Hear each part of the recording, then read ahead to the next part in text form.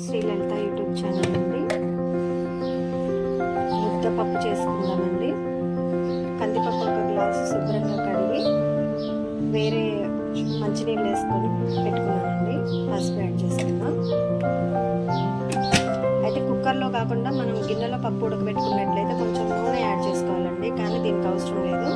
ఇప్పుడు మనం stove on చేసి గ్యాస్ మీద పెట్టుకుందాం. 3 విజిల్స్ వస్తే చాలండి, పప్పు ఉడికిపోతుంది. 2 విజిల్స్ వచ్చాయండి. ఇంకొక విజిల్ వచ్చాక ఆఫ్ చేసుకుందాం. పప్పు మెత్తగా ఉడికింది